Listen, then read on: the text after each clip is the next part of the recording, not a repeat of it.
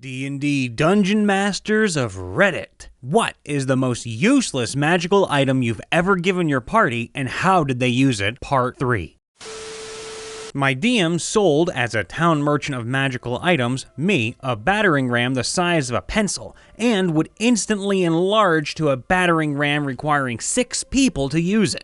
I never once used it as a battering ram. Playing a character with my strength maxed, I would throw it as a pencil and use the command word to basically use it as a rocket on enemies. A trinket that can excavate a 15-foot by 15-foot section of earth down to a depth of 5 feet. Turns out, I had also given them at some point prior a trinket that fills roughly the same volume with water. Also turns out that water can be frozen. Surprising how many problems can be solved with various permutations of the applications of those 3. For starters, anything under 5 feet tall can be suffocated if the person with the ability to freeze declares their cast as a reaction to the water being created in the pit. Anything around about 6 feet tall just gets its head kicked in while it's frozen in place. Fire as a hazard? Forget it. Spike pits? Nah. Traps? Pressure plates? Combat on stairs? Nope. Anything that allows line of sight into an otherwise enclosed space? Yeah, everything inside is drowned now. Need an attack of opportunity? Make everything in front of you fall 5 feet into that hole that you just materialized and cast a saving throw. Think before you give non-combat tools to players. They can and absolutely will use them to break everything around them. Give a child a hammer and all that. My DM gave my character a glove that when the word bravo is said, it emits the sound of applause. My friend's character used it to intentionally blow our cover, infiltrating an enemy stronghold, because he wanted to fight something. DM had this caduceus staff that was being protected by a 9th level spell with an engraving that said Vitus on it. Using it conjured up a couple of lemons once a day. When life gives you lemons, we made lemonade. That was it. Belt of teleportation that only transported the belt and the pants of the wearer to an unoccupied location within 60 feet of the user. I put it in as a gag, but the player started using it to startle opponents by teleporting pants just above them. The shenanigans increased when they discovered that the belt also teleported whatever was in the pants pockets. For once, I'm sat on the other side of the screen on this. DM gave me a set of sending stones, which I got made into a nice set of earrings. Now, one of the earrings got given to some rando, and every one in a while, I freak whoever is wearing it out by delivering ghostly and spoopy prophecies. Ooh. Mug of Piss-Warm Chongo. Turn any liquid that enters its internal volume into, you guessed it, Piss-Warm Chongo. They threw it in the sea, and yes, while it would eventually produce an infinite amount of PWC, it didn't produce it faster than the various flora and fauna of the sea could consume it, as current carried it away. Hark! The toils of all that be, help not the primal fault. Rivers flow into the sea, and yet the sea is salt. I think my own story is when we got a wish from our DM, who was known to be very good at corrupting wishes. We wanted something that made us able to breathe underwater, so after some conversation, one of our players went with the following. I wish for a magical seaweed that turns us into mermaids while letting us keep our stuff. The second someone took it, all of their stuff flew towards them. Luckily, the person who tried it didn't have a house, and they started choking because they were still on land. I'm not the DM, but at one point we had a player who was a stage magician, so they got a magic hat that you could pull unlimited rabbits out of. Now, the DM thought this would be useless, but funny. Little did he know how easy it is to weaponize rabbits when you're creative. And at one point, we even pulled a prison break using polymorph potions and about 85 rabbits, after a few turns spent just pulling them from the hat. Not sure if this is what you're going for, since it turned out to be quite useful, but it was intended as a joke, and is one of my favorite items I've seen in any campaign I've played. I gave my party gloves of contrariness as a part of a cache of rejected items. The gloves can only be donned or doffed if the wearer desires the opposite. That is, you can only take them off if you want to keep them on. If you need them to stay on badly, they keep falling off. The party never found a good use for them. I did the same character through 2 homebrewed Dungeon World games. The second game was a sequel game. I was a completely unmagical dude in a world of mages and mage servants, but I had a camera. I stunned a few things with the flash, and at one point my camera became a plot point because it had taken a photo of some very secret mage bullshit. Bag of bacon, a small leather pouch that provides 1d8 slices of crisp, freshly cooked bacon 1/day. It was a filler item in the inventory of an eccentric discount magic shop. Can't remember where I got it from. Anyway, there are daily breakfast checks now. Completely breaking the rule of useless here, but here are some things I've thrown in to see what players will do. Spoon of sharpness. A completely ordinary spoon, except the end is as sharp as a razor. Functions as a dagger. Horned longsword. The hilt and guard of this longsword is made of deer antler, which is inscribed as follows: "I glow blue at the raising of bone." The blade inexplicably glows blue in the presence of undead or brothels.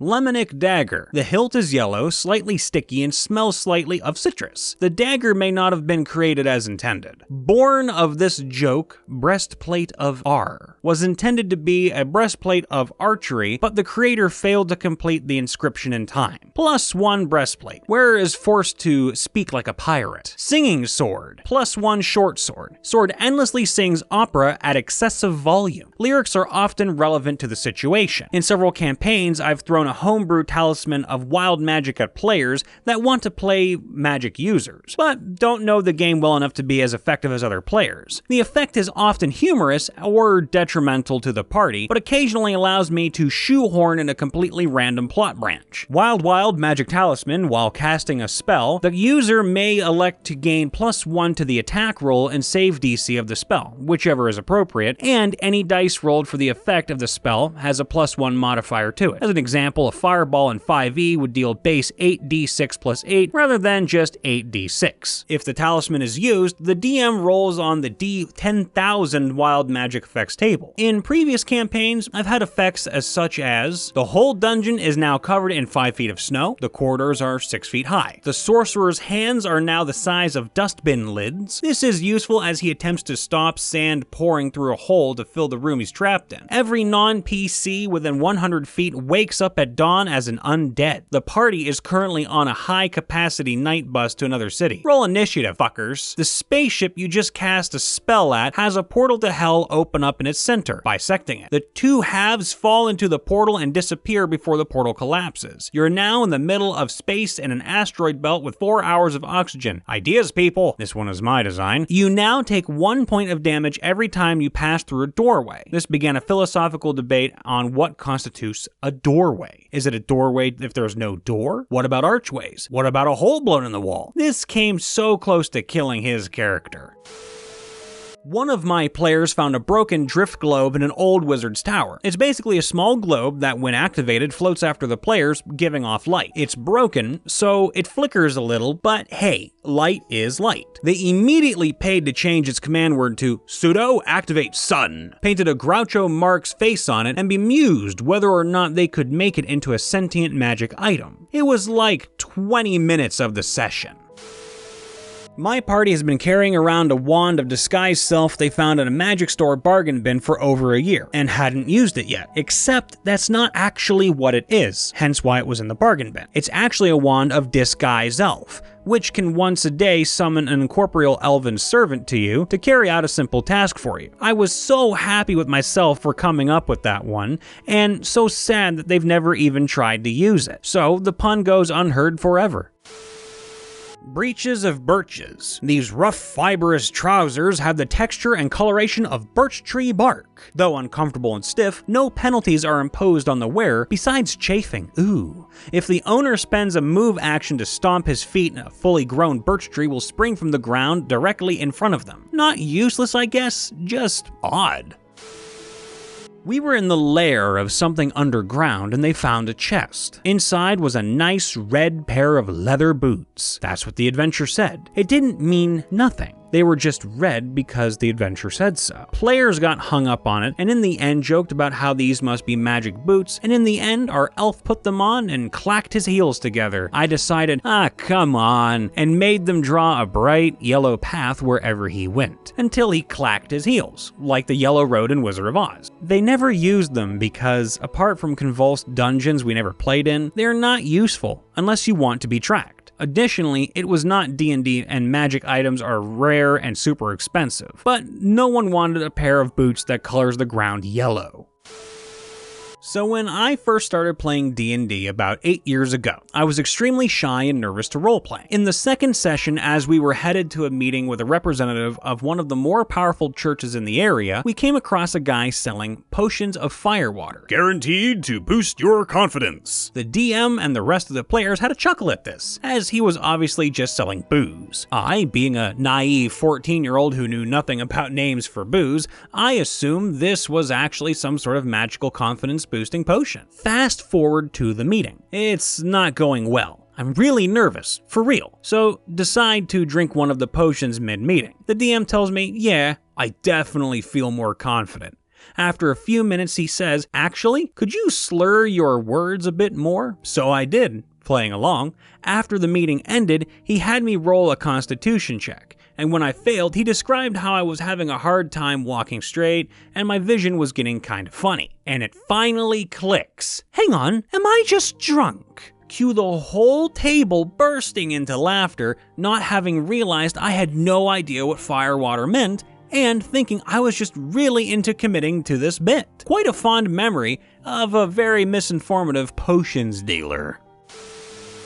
The quill of penmanship and literacy allowed any creature to write their thoughts down in perfectly legible comment. A rogue in the party was obsessed with capturing different creatures and monsters to learn their thoughts, only to find that most animals just wrote onomatopoeia versions of normal animal sounds like rar or clack. The party was sick of it, and in a later adventure agreed to trade the quill to a half-orc bodyguard in exchange for information to ambush one of the campaign's villains. The half-orc would become a Thomas Paine-like thought leader, and his first 2 books were dedicated to the party.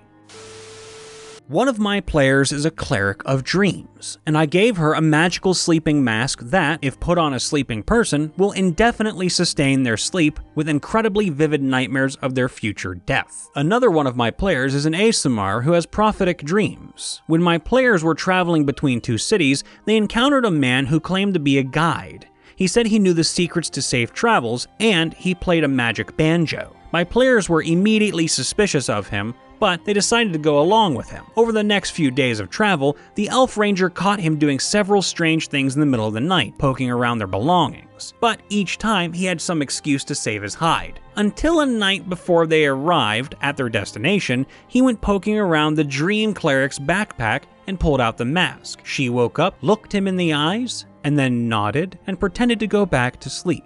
As he crept up to the sleeping ASMR, the elf came out of her trance and stopped him from putting the mask on the prophet. They fought and killed him, of course, but they didn't fully trust the dream cleric after that.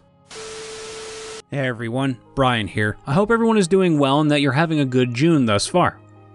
As you may have realized, a handful of old text-to-speech videos that Scott Ripper made back in the day are being re-released. The reason is to bring back some of the golden classics from that era of his channel, as we all know you guys and gals like them, but also to showcase Dave and myself as narrators, giving life to your favorite old stories.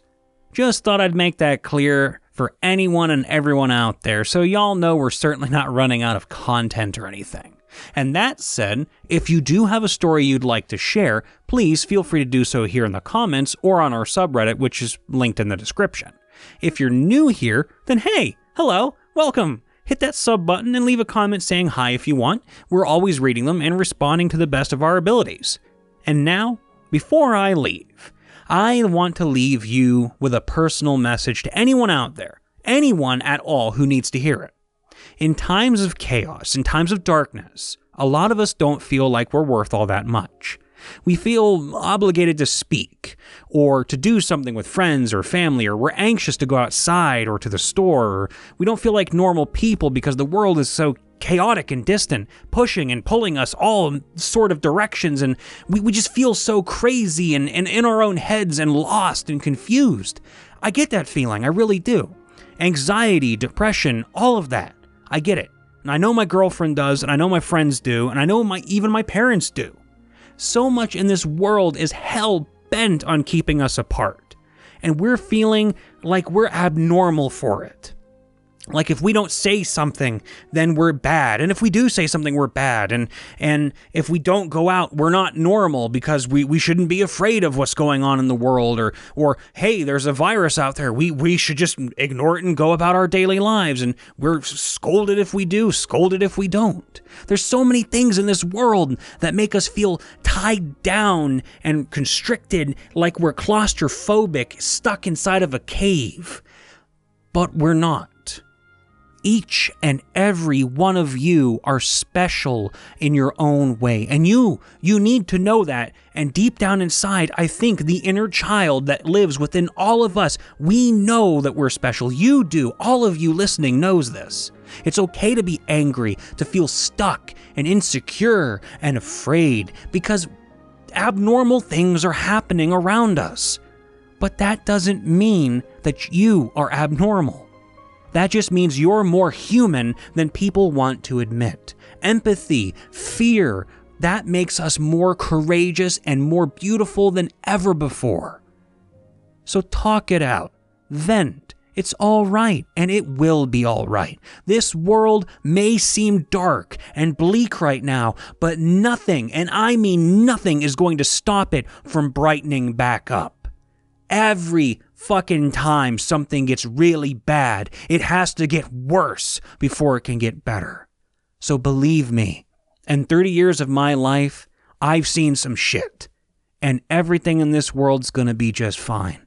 You're gonna be fine. You're gonna be successful in whatever endeavors you wish. Just don't give up, and don't let this world beat you down.